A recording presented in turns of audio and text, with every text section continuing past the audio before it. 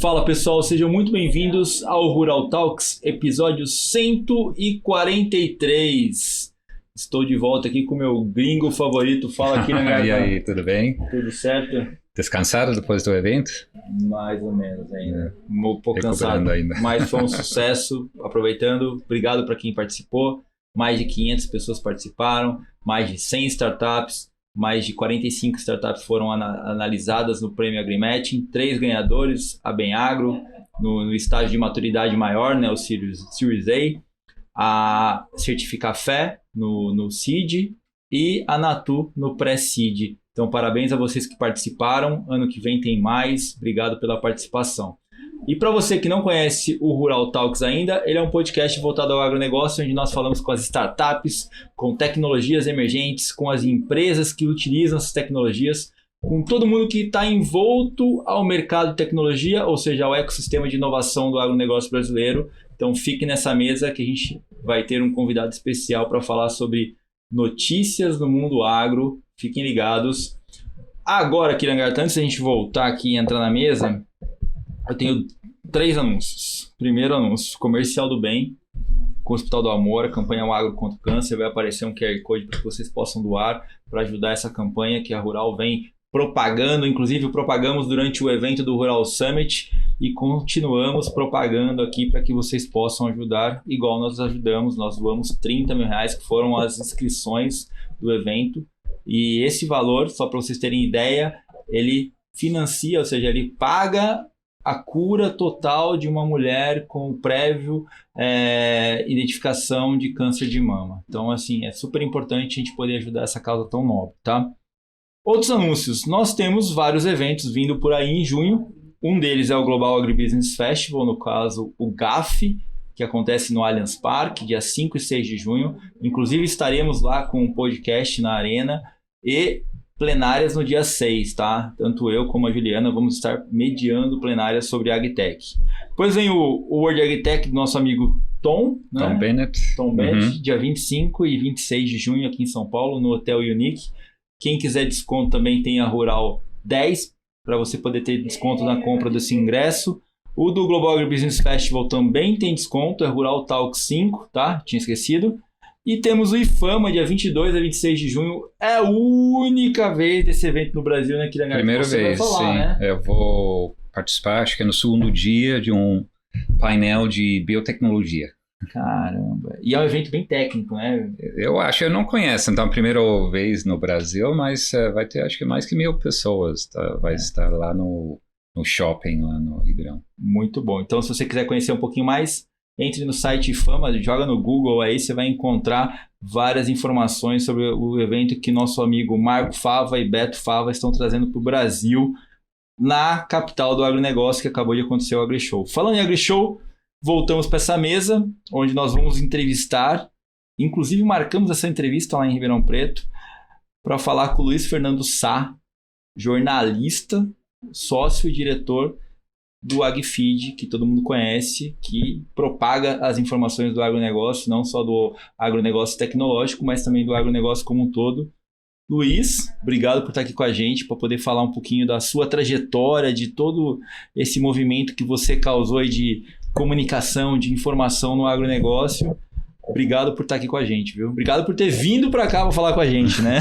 Obrigado, eu que agradeço. Estive lá no Rural Summit, foi um evento campeão, é um evento que já marcou história, né? Marcou espaço no cenário AgTech brasileiro, faltava um evento como esse, e o fato de fazer ali na semana da AgriShow foi a cereja do bolo, né? Porque concentra ali, né, todo esse público, gente que está em uma feira que traz muita tecnologia, né, tecnologia embarcada nas máquinas e tal, e uma discussão em torno do futuro dessa tecnologia mais do que procedente ali naquele ambiente, né? Então vocês criaram um negócio campeão e a gente se orgulha muito de ter sido parceiro de vocês nesse evento. Né? Sim, é o segundo ano que a AgFeed apoia a gente nesse evento. Obrigado pela parceria. Acho que é super importante a gente trazer os atores do ecossistema para participarem com a gente, que senão ninguém constrói nada sozinho. Luiz, acho que para a gente entrar aqui e entender, cara, eu acho que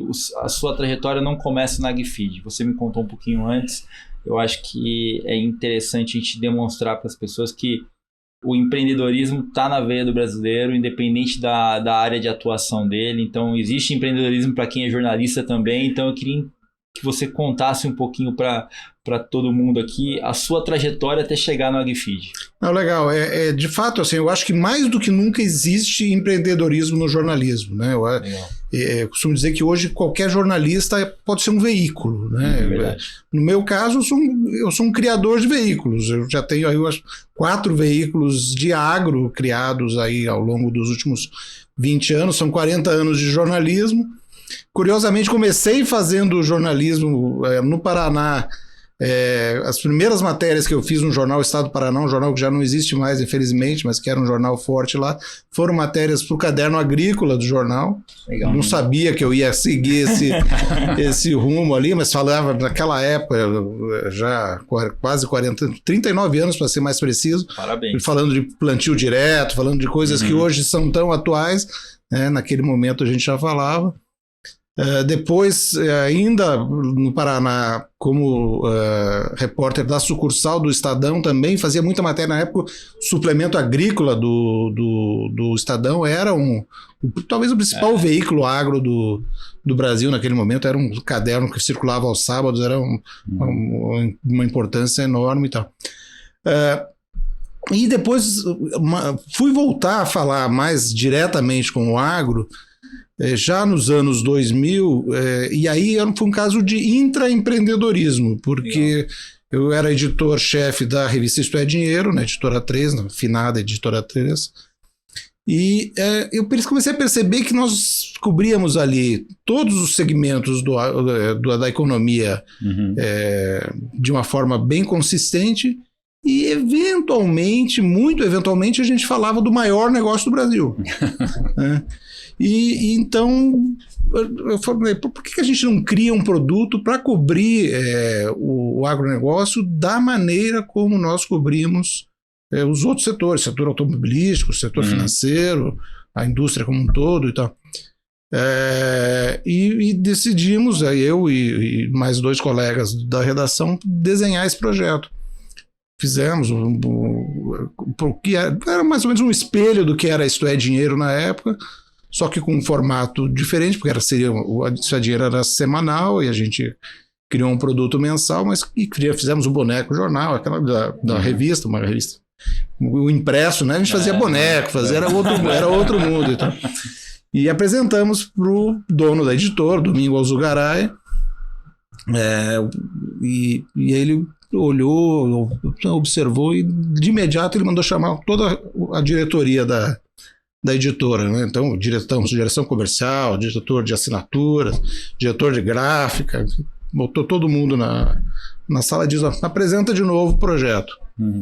Apresentei e apanhei, porque todo mundo achou aquilo muito diferente, muito estranho, muito... Tá, o diretor comercial falou, você tá louco, esse mercado não existe. Isso aí, vamos vender para quem, né? Só que aí o dono da editora bancou. Ele acabou, na mesma reunião, ele perguntou quanto tempo você precisa para botar nas bancas. 1 mês. E fizemos. Em 1 mês pusemos a revista nas bancas. E no primeiro mês ela foi superavitária. Legal. Você mostrou que existia o produto. É um produto que durou até o ano passado, impresso. Infelizmente a editora 20 e poucos anos. Foram 20 anos, acho que 2005, se não me engano, a criação. Então foi um case de sucesso que até hoje, né, as pessoas lembram, tem uma boa memória da Dinheiro Rural, né, que foi o nome do produto, e que cujo objetivo era justamente cobrir o agro de uma forma corporativa, né, falar das empresas do agro, falar dos empresários do agro, que muitas vezes são o que a gente chama de fazendeiro, o produtor rural. O cara é um empresário, é um empresário rural, né? Ele só não era reconhecido como tal. Né? Toca uma empresa a céu aberto, né? Isso que é a diferença. O mais bacana, e o que me apaixonei mais por esse negócio, é que cobrindo o agro é que você descobre o Brasil. É verdade. Porque aí você vai botar o pé no barro, vai descobrir os gigantes que tem aí, né? Empresas absolutamente anônimas que são gigantescas, que são uma fortaleza de competência, de resiliência, né? De exemplo para... Então, assim... De abertura de mercado, né? De abertura de mercado. Se for pensar a época que eles começaram a abrir isso, era tudo mato mesmo, né? Exato, é o que a gente fala, o Brasil foi aberto na pata do boi, né? É verdade. O que nós temos hoje no Centro-Oeste, o que, né, subindo aí para o Mato Piba, a riqueza que está lá, né? A descentralização da riqueza do Brasil, nacional. Foi uma obra do agronegócio e desse empreendedor rural aí que meteu a cara, que, né, foi na coragem. Eu adoro contar essas histórias. Os empreendedores foram esses, né, que foram lá para Mato Grosso, e esse é um cara empreendedor. Foram os gaúchos que iam para Pampinha com... Começaram com nada e... Eu escutei a história dessa semana, eu estava lá em Ribeirão, a gente estava conversando, tinha um cara lá que falou assim, eu conheci um gaúcho que tinha uma Pampinha, ele botou o colchão, o lampião, das coisas atrás e subiu de carro sozinho. Então, essa turma que desbravou o mercado. Assim, é uma história até recorrente, Rodrigues, porque assim, a gente conversa, você vai pegar a família Maggi, a história é essa, né? Você vai pegar o maior exemplo. É isso. Mas como eles tem milhares, né? De gente, o cara que foi com o seu caminhãozinho, lá só tinha o caminhão, dormiu no caminhão, mês até abrir um pedaço de terra, construir uma taperinha e hoje tem um império lá, né? São histórias assim, eu acho fascinante, me empolgo muito com isso, porque o jornalismo também sobretudo é contar história, né? É uma história de sucesso, é o que me apaixona. Né? E aí, dando continuidade, você até chegar na Agfeed, você saiu da Dinheiro... Eu saí da Editora 3 em 2016. Nessa época já era diretor editorial da editora, então eu era responsável por todos os títulos. Mas o pessoal sempre dizia assim, que eu tinha um carinho especial pela Dinheiro Rural. Eu gastava um tempo desproporcional ali conversando, cuidando dessa revista. E quando eu saí da editora, eu saí decidido a continuar no mundo rural. Eu saí por um projeto de criar ainda uma revista, ainda com a... Né, eu sou um revisteiro ainda, tenho essa veia de revisteiro, né, por mais de 30 anos fazendo revista. E aí eu me juntei ao pessoal da consultoria da Tagro, fizemos uma sociedade. Legal. O Guilherme e o Plínio. Legal. E o projeto que eu levei para eles era de uma revista, quase uma revista de luxo, voltada para o agro. Então era um formato menorzinho, papel de super qualidade, design, de revista de luxo mesmo, imagens impactantes. As capas eram não eram autoexplicativas, sabe? Eram assim, a coleção de capas que eles se for na Datagro hoje, espero que ainda tenham lá as capas todas da Plant. É uma galeria de arte, porque eu queria ali passar uma outra ideia, né? Assim como eu tinha pensado, né, faltava uma cobertura corporativa do agro. Eu passei a pensar que faltava algum veículo que mostrasse o quão sofisticado é o agro. Não você pode dizer assim, não nas pessoas, assim, mas o negócio, a complexidade, né, a profundidade, a relação com a tecnologia, né? Eu me lembro já nos primeiros anos cobrindo agro lá no Paraná ainda. Não existia internet, não existia nem fax, nada, era o telex e tal. Mas os caras lá das cooperativas já estavam ligados online com a Bolsa de Chicago. Né? Então o resto do Brasil não estava ligado a nada, mas eles estavam. Né? Então eu falei, a gente pode mostrar que esses caras que estão fazendo, que parecem simples, né? Que parecem que tem esse jeito mais rústico e tal. Na verdade, são os caras que super sofisticados, que estão super globalizados, né? Porque mercado de commodities, tudo isso, eles têm que estar acompanhando permanentemente, as decisões deles impactam o mundo. Vivem na simplicidade, mas não são simples, né? Não são. E ao mesmo tempo, sim, são grandes consumidores. Então a gente queria também atrair as grandes marcas, né? Para esse mercado. Eu apresentei um projeto da Plant Project, que era a revista, né, que a gente criou na época. Eu apresentei para um consultor de luxo, logo assim, nos primeiros meses. E ele falou, pô, isso aqui é o que eu tenho feito hoje. O que eu tenho feito é ir para Sorriso, para Lucas do Rio Verde, para falar desse mundo, porque as pessoas lá querem consumir. E elas consomem luxo. Elas vêm para São Paulo consumir o luxo. E ele me contou, pô, você sabia que a Emirates, por exemplo, 30% das passagens que ela vende no Brasil são do Centro-Oeste? Eu falei, não sabia.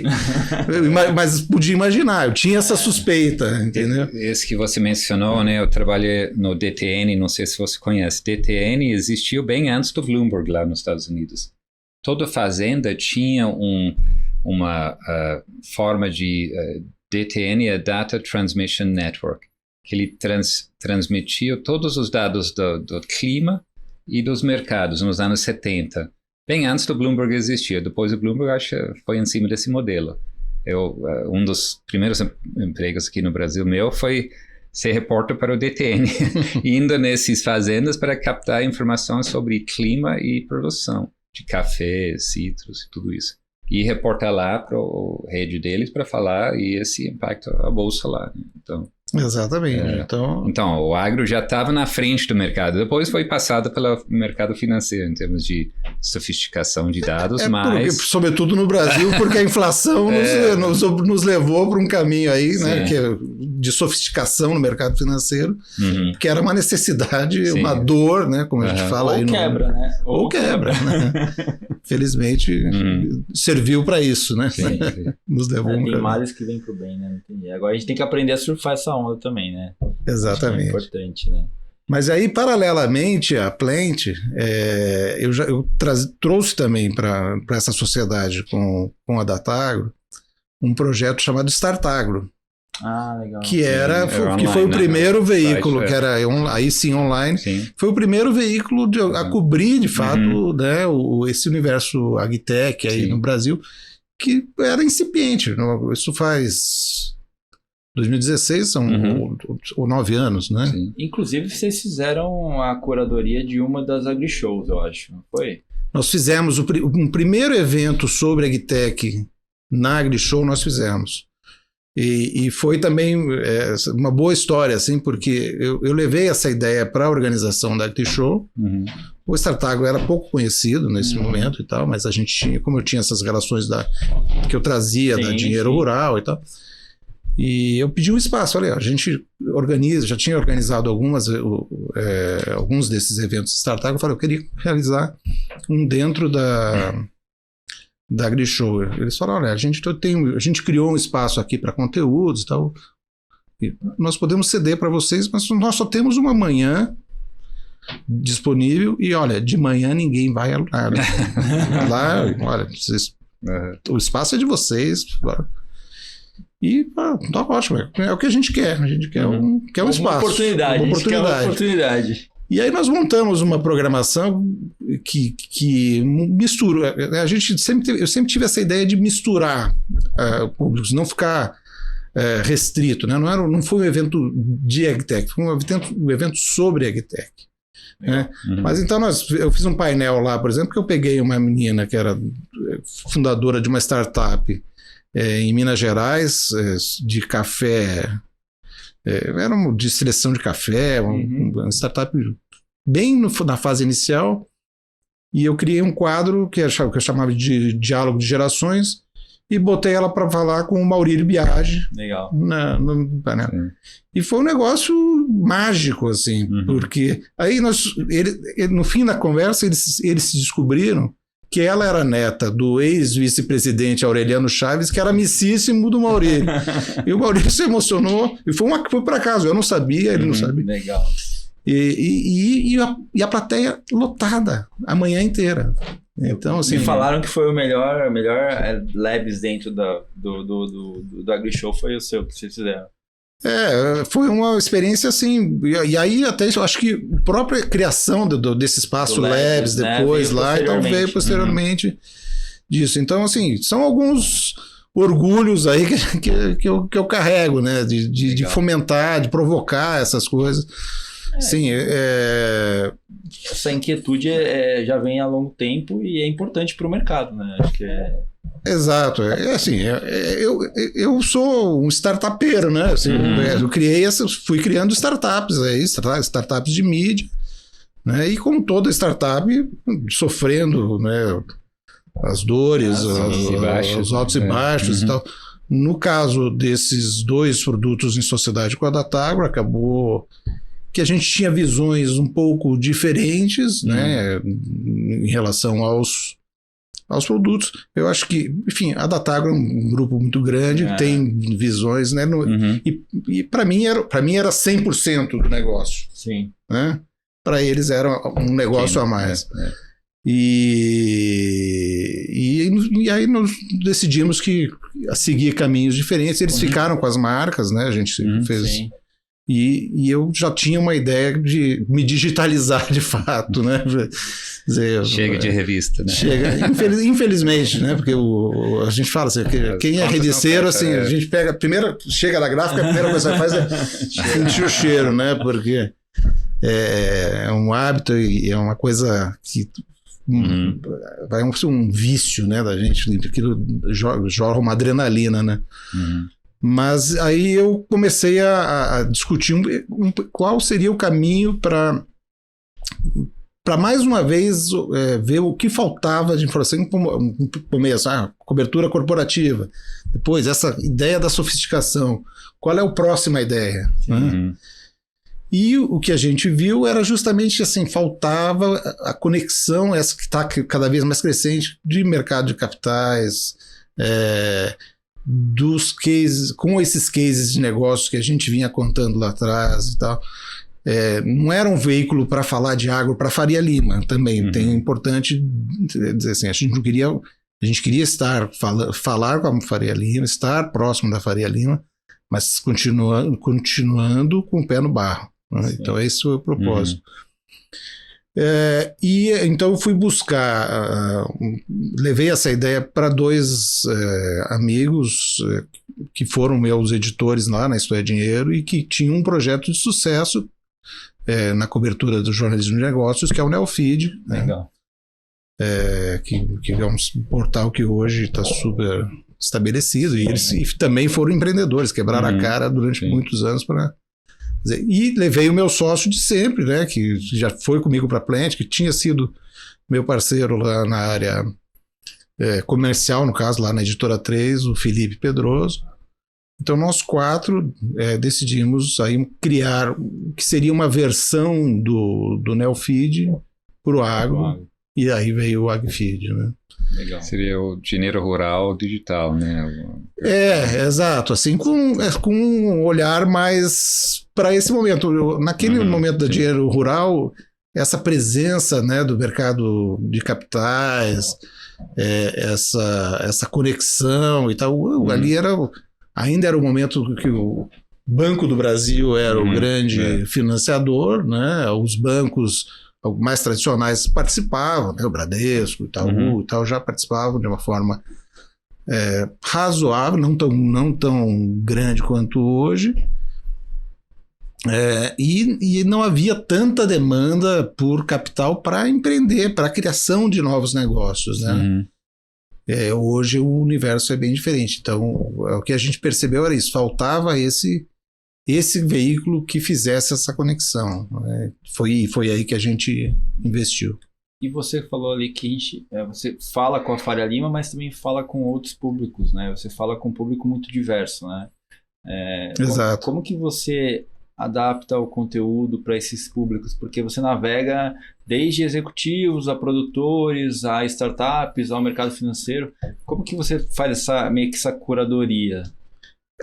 Eu acho assim. É minha, tá? Não, assim, eu acho a curadoria, para mim, eu acho que o próprio. A raiz da palavra ela é parecida, né? Curadoria e curiosidade. Né?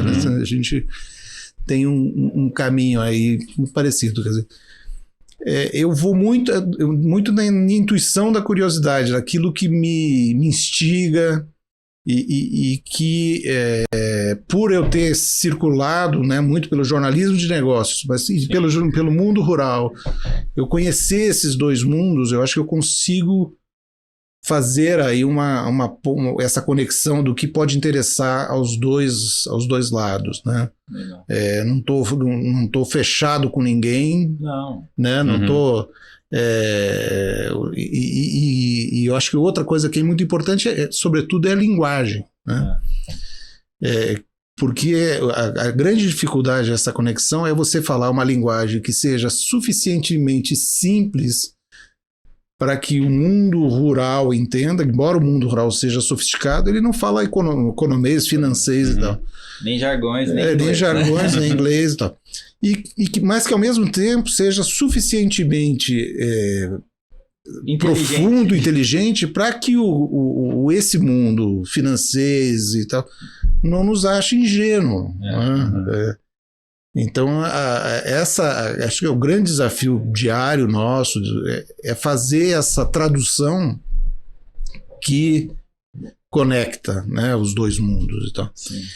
E, como disse, não perder a essência de estar nos lugares, de estar. Então, a minha equipe, assim, ela está aqui, é sediada em São Paulo, mas a gente não perde uma oportunidade de estar no Mato Grosso, de estar na Bahia, de estar... Qual o tamanho da equipe hoje? Quantos jornalistas tem? Nós somos 6 jornalistas hoje.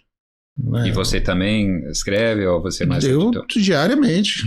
Diariamente. Né? Não, é uma startup, né? Sim. A gente tem que fazer um pouco de tudo. É como qualquer outra startup, o CEO programa, ou tal, né? Você não fica só gerindo, né? Então é um trabalho intenso. Mas cada um tem especializa em algum vertical dentro do agro ou vocês, depende dos seus contatos, você acha um... Não, a montagem da equipe ela foi propositalmente feita para que as pessoas sejam complementares, né? Então eu não tenho especialistas, mas eu tenho aqueles que conhecem mais um determinado assunto. Então, a própria questão vamos falar de mercado de capitais, né? É um assunto que eu mesmo tenho mais dificuldade, assim, para alguns temas. Então, eu tenho um repórter lá que é um jovem, né, e tal, mas que estudou isso, o tempo todo eu estou consultando, isso aqui está certo, isso aqui está errado, estou falando bobagem, né? E ao mesmo tempo passando a minha experiência, né, e faço questão, esses é que eu faço mais questão de jogar no barro ainda, né? Vai porque você tem que conhecer de perto, você tem que conhecer o Brasil, não dá para cobrir agro sem saber. É legal essa disposição sua de falar, cara, eu não sei, eu tenho que aprender, porque é assim que a gente aprende, né? Tem que... aprender e ensinar, né? Porque, assim, exatamente. Eu, no jornalismo, eu tive a felicidade de ter gente que teve paciência comigo, né? De pegar meus textos, de me mostrar o que estava certo, o que estava errado, para onde eu devia ir, o que eu devia observar mais. E eu faço questão de retribuir essa paciência, não com as mesmas pessoas, mas com as próximas gerações e tal. Então é um trabalho que eu faço com... Passa adiante, né? Passa adiante. E faço com alegria, assim, e vejo, porque eu vejo, é muito legal ver a evolução, né? Sim. A evolução dessa... Então, só continuando, respondendo ao Kira, né? Também a gente tem uma equipe que tem uma senioridade e juventude juntos. Então, assim, a primeira pessoa que eu contratei foi a Alessandra Mello, que é editora executiva do AgFeed, que é uma jornalista com uma baita experiência de cobertura de agro, foi diretora de jornalismo do Canal Rural, conhece muito do mundo de commodities, que é outro mundo que eu tenho mais dificuldade e tal, também me apoio muito nela nesse momento e tal, e é uma pessoa também com uma expertise de gestão de equipes e tal. Eu, agora, mais recentemente, trouxe o Gustavo Porto, que é um jornalista também que felizmente estava no mercado ali num momento que eu consegui trazer, né, rodado, com experiências em grandes veículos, com cobertura aí, viveu em Ribeirão Preto durante muito tempo, então conhece bem o setor de cana, de cítricos e tal, viveu em Brasília, então conhece a política agrícola. E tem os jovens com esse apetite de aprender, de estar descobrindo e se encantando, né? Eu acho legal que eles falam, pô, que legal, né? Então foi criado ali um ambiente propício para as coisas acontecerem. Eu acho muito legal, muito feliz com isso. E você se posiciona no ecossistema de mídia como a conexão entre a inteligência, como você comentou, do agro, né? E isso traz para vocês um relacionamento muito amplo com o mercado, né? Como que vocês depois conseguem tangibilizar isso em produtos? Mídias, dados? Como que isso se transforma dentro da AgFeed, dentro dessa conexão com o ecossistema? Bom, a gente... Até para que as pessoas que estão nos escutando saibam como que eles podem participar dentro desse ecossistema que vocês criaram, né? Eu diria assim, o nosso modelo de negócios, por exemplo, é um modelo em evolução, né? A gente começou com um modelo mais tradicional do ponto de vista de mídia, que é trabalhando em cima da exibição de mídia, de banners e tal, mídia display, projetos de conteúdo, né, branded content e alguns projetos editoriais patrocinados e tal. E a gente está num processo de evolução para que a gente, né, consiga trabalhar melhor esses dados e justamente passar a oferecer outro tipo de produtos e tal. O que nos diferencia nesse modelo tradicional, assim, é que a gente também aí, a gente optou, por exemplo, a gente jamais vai entrar na mídia programática. A gente entende que o nosso modelo é um modelo que a gente quer valorizar os parceiros. Né? A gente vende cotas do nosso inventário.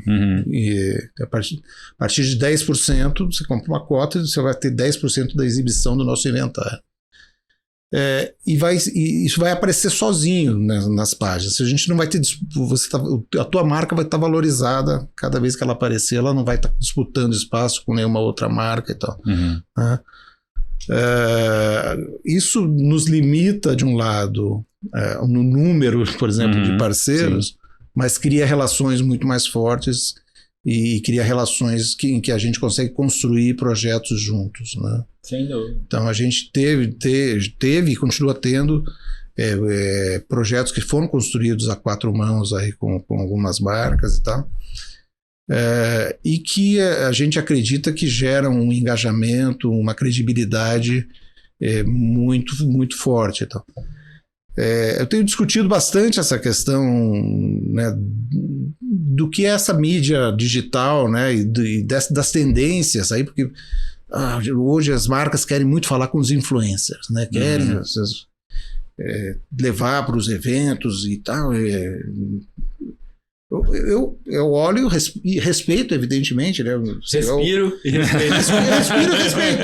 Porque assim, eu entendo que cada era tem a sua forma de se comunicar, né? Eu tenho filhos adultos, né? Eu vi a maneira que eu sei como eles se relacionam com as pessoas, com os veículos.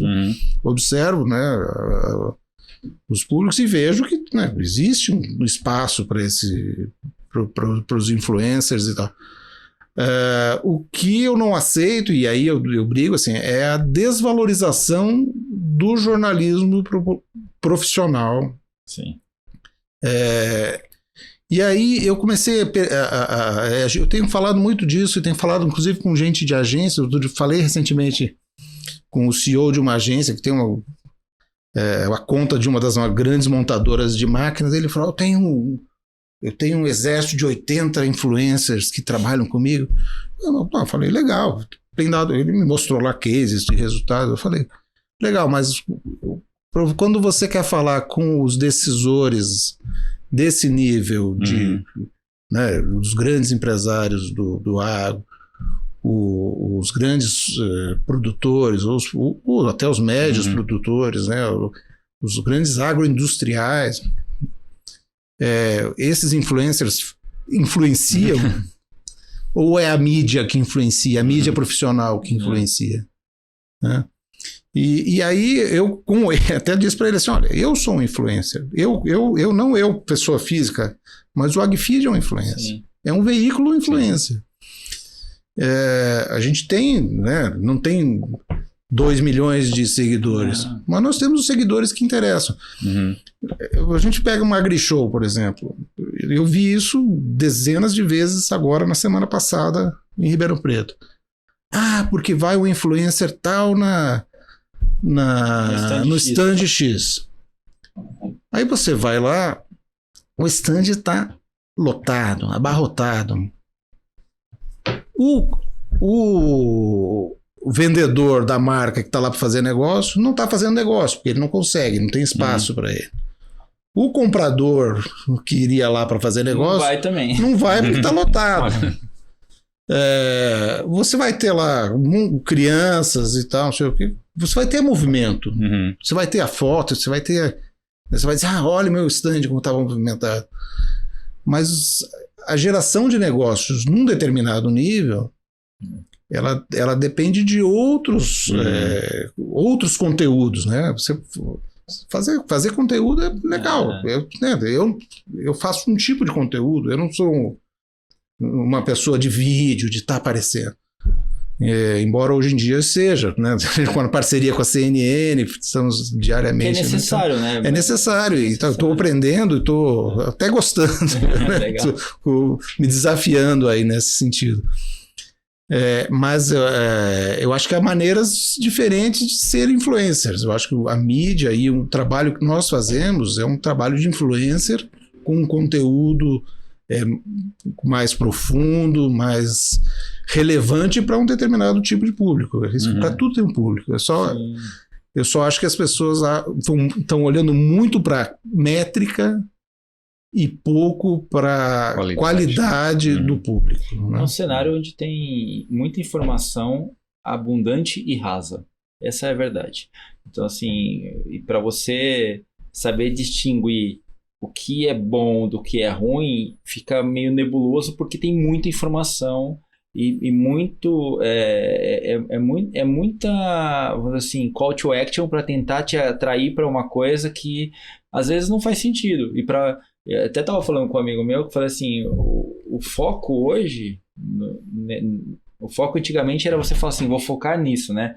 O foco hoje é você abstrair o que não te interessa. Tipo, exato. E é mais do que isso, porque tem tanta informação. Eu até brinco em casa, eu não leio jornal sobre economia, nada, não leio mais nada. Eu olho bolsa e dólar. Já sei o que está acontecendo pela bolsa e pelo dólar. Porque se eu ficar lendo... E ler a newsletter do AgFeed toda manhã. A AgFeed e a newsletter do Kira. Agronegócio eu acompanho. Agora, economia em geral eu não acompanho porque tem tanta informação que te leva para um determinado lugar que não é o lugar que você realmente quer ir, entendeu? Então, acho que a gente tem que tomar muito cuidado com essa quantidade abundante de informação rasa, que é o que você acabou de falar. Tem muita gente fazendo muita informação rasa. E esse assim, desafio, né? O nosso desafio, também nosso, assim, diário, quando você fala curadoria, né? A quantidade de informação que tem aí voando e que a gente é instigado e tal para buscar, a gente não teria condições de processar. Então nós temos que escolher muito bem as histórias que a gente vai contar. A gente publica, sei lá, 6 a 7 matérias diárias, mas o que a gente quer que sejam as matérias que realmente interessam, aquelas que você vai dar conta de ler, né, ou pelo menos 2 ou 3 delas. Sim. né? Aquilo vai ser relevante para o teu negócio, para o teu dia a dia. E você não vai se perder num mar de informação, onde está uma informação de agro, uma receita de bolo e uma dancinha no mesmo espaço, entendeu? Então... Não, isso é muito bom, é muito bom. E você consegue falar um pouquinho de como estão os números dentro do AgFeed pra gente? Como que são os grandes números? Da forma que você achar melhor. Não, consigo. Eu até, claro que eu fui hoje de manhã dar uma olhada para fazer. Eu preciso trazer Novidade, né? Eu preciso trazer os números porque é o que eu cobro dos meus entrevistados também. Eu vou lá, se o cara não me dá os números, como é que eu vou fazer uma matéria de negócio sem números? Blá, blá, blá. Assim, a gente, felizmente, assim, a gente vem num ritmo de crescimento bem grande. O ano passado a gente cresceu em relação a 2023, mais de 200% em audiência. Legal. A gente gerou, somando aí as diferentes plataformas, né? O site, mais a LinkedIn, que é a nossa principal rede social. Legal. Instagram, que a gente tem crescido. O Instagram a gente cresceu 50% em 3 meses agora, nos últimos 3 meses. Nós geramos em 2024 18 milhões de impactos. Caramba. Então, assim, é um número... Só no site foram em torno de 2 milhões de usuários únicos no ano passado. Agora, e isso num ritmo de aceleração. Então, se a gente mantiver o que foram os últimos 3 meses de 2024 como média para 2025, a gente já tem garantidos aí um aumento de mais 50% esse ano em termos de audiência. O bom é que a gente está conseguindo, a gente não está mantendo a média dos últimos 3 meses, a gente está evoluindo. E a gente está trazendo, e agora, essa semana, né, o AgFeed está fazendo 2 anos, então hoje, nesse dia de hoje que eu estou aqui com você, se você ainda não viu, veja, nós lançamos um novo design do portal. Então, eu vi a matéria com o Jomar, já vi a matéria sobre a Fenty, já vi várias matérias hoje lá no AgFeed. E lançamos aí também um canal de vídeos, então a gente agora definitivamente passamos a ser produtores de conteúdo audiovisual. Então nós temos um programa quinzenal de entrevistas com líderes do agro, chama AgLíderes, comandado pela Alessandra. Temos aí já uma série de outros produtos para serem desenvolvidos ainda este ano para gerar a programação, e temos essa parceria com a CNN Money, né, que são 2 entradas diárias para comentários, uma pela manhã, uma à tarde, que tem sido fantástico também, tanto, como eu falei, como aprendizado, né, pra gente que é de texto, né, de bastidor, para se expor mais e trazer uma exposição diferente, né? Mas e como linguagem, né, porque também escrever é uma coisa. Eu sempre fui uma pessoa de texto, até, assim, até na comunicação pessoal, eu prefiro escrever um e-mail muitas vezes do que falar. Falar tanto quanto estou falando hoje é raro. Né? Tá gravado. Tá gravado. Então é um exercício legal e nos deu certamente uma visibilidade fantástica, né? Para uma marca jovem como a nossa e tal. E o perfil, esse está crescendo, mas está crescendo de uma forma uniforme entre os perfis de leitores, ou está crescendo mais com um perfil específico, né, de jovens, startups, de produtores? Eu acho que ele está crescendo de forma bem proporcional, Kira. Tá. A gente, eu estava lá no evento da Rural, eu estava percebendo isso, assim. Eu imaginava, quando eu criei o Startagro lá atrás, eu vi nascerem na sequência algumas iniciativas parecidas, né, em outros veículos, de começar uma cobertura desse ecossistema aí de inovação do agro. E vi que esses veículos não prosperaram em geral. Né? e vejo que hoje o AgFeed, por exemplo, ele ocupou esse espaço. Vocês podem discordar de mim, por favor. Eu acho que vocês têm essa percepção melhor do que eu. Mas assim, eu não vejo ninguém cobrindo, eu não vejo ninguém cobrindo esse universo como o AgFeed cobre, com a consistência como a gente cobre. Concordo plenamente. Então, assim, eu acho que a gente tem crescido nesse universo. As marcas, as empresas querem ter as suas histórias contadas, querem ter os seus deals revelados pelo AgFeed. Então, isso é legal. Mas o agro mais tradicional, as agroindústrias e tal, eu lá na AgriShow, eu ia, cada stand que eu ia, o CEO, os diretores, a primeira coisa que eu faço de manhã é ler a sua newsletter. Quando eu não leio a sua newsletter, eu não perco a do fim de semana, porque foi uma outra coisa que nós lançamos no ano passado, no fim do ano passado, que foi uma newsletter de fim de semana, que a gente chama de MagFeed, uma revista de fim de semana, que traz sempre uma ou duas matérias inéditas e um resumo do que a gente considera mais uma curadoria da curadoria. É o resumo do resumo para quem não teve tempo de ler a semana. E isso mudou também o nosso perfil de audiência no fim de semana, que a gente dava uma morrida no fim de semana, né? E hoje a gente não morre mais. Pelo contrário, assim, tem várias semanas em que o fim de semana é mais relevante para a gente. Tem que assinar a CEPRA? Não, o César recebe sim, você que não está prestando atenção. A gente acredita em conteúdo gratuito e aberto. Tá recebendo muito spam aqui, ó. Recebo todo dia, porque eu leio todo dia, mas fim de semana não. Vou te ligar no sábado, abre lá. Checa o e-mail. Eu acho que eu não olho o e-mail no fim de semana por isso. Tem que mandar pelo WhatsApp. Bom, o canal de WhatsApp. Vou fazer o meu merchan aqui. Nós lançamos o canal de WhatsApp agora no final do ano. Eu tô lá, né? É uma mídia que a gente está começando. É um desafio. E a gente sabe o quanto o WhatsApp é importante no agro. Sim, com certeza. Então a gente acredita que a gente tem uma avenida aí brutal para. Conto com os amigos para que compartilhem, que propaguem e tal. Porque ali é o primeiro. Quem vai ver primeiro vai ver no WhatsApp. Né? Tudo que a gente publica, a gente já dá a notificação lá e tal. Então o crescimento tem sido bem homogêneo, eu diria, aqui, né? O que a gente tem mantido, eu acho, é a qualificação. Né? O nosso público é qualificado.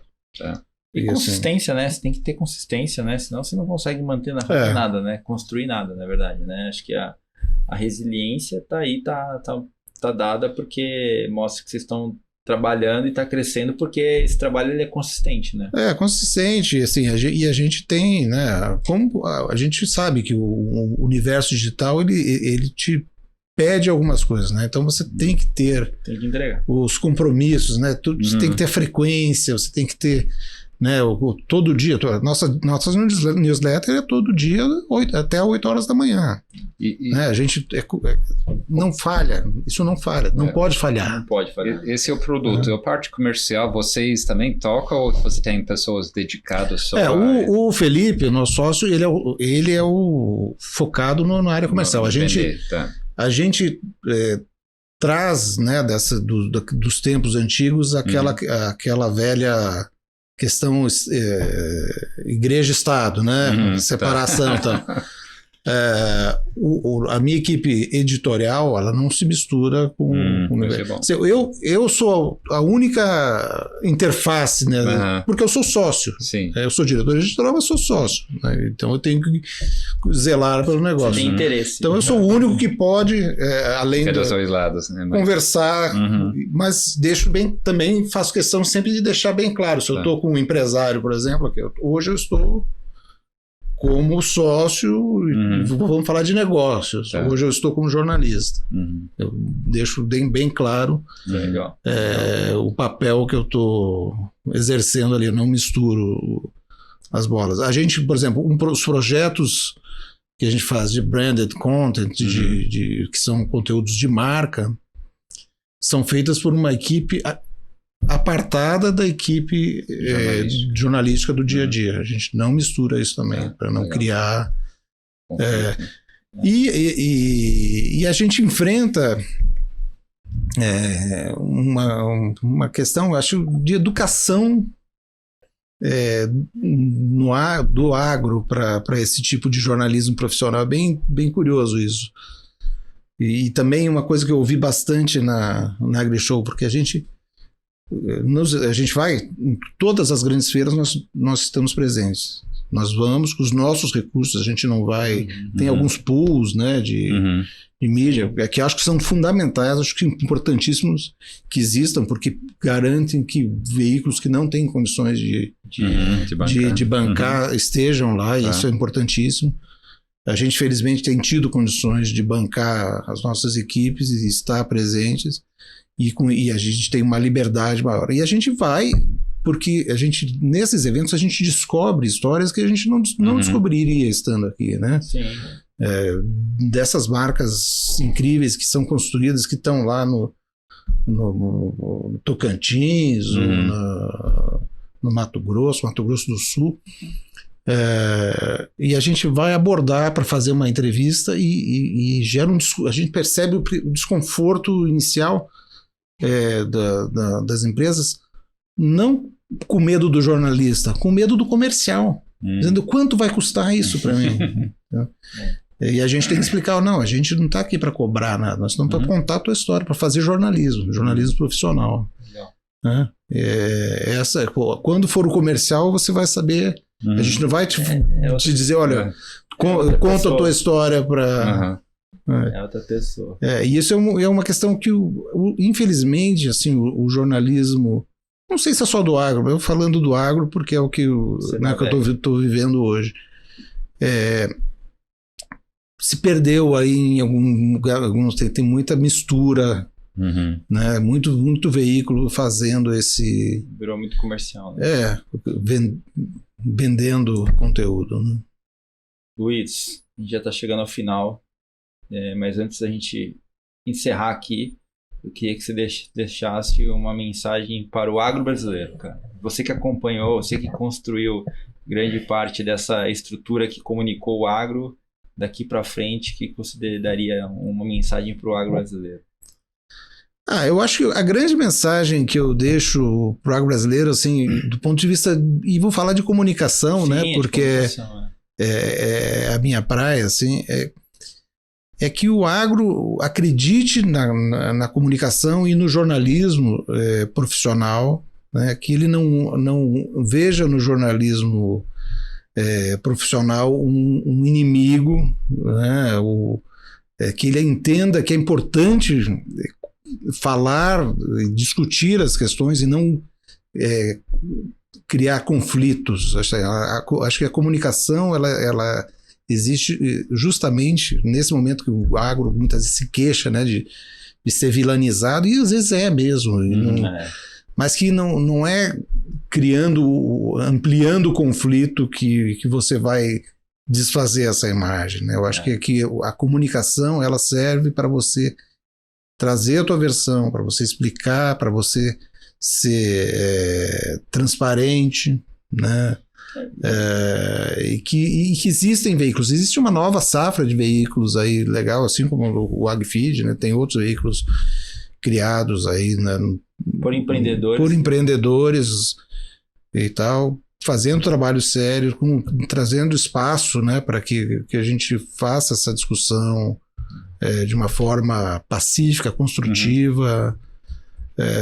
Porque assim, a história para contar, a matéria-prima do agro brasileiro, nós temos, né? E ela é fantástica, ela é riquíssima. O Kiran, que ajuda a traduzir isso para o mundo,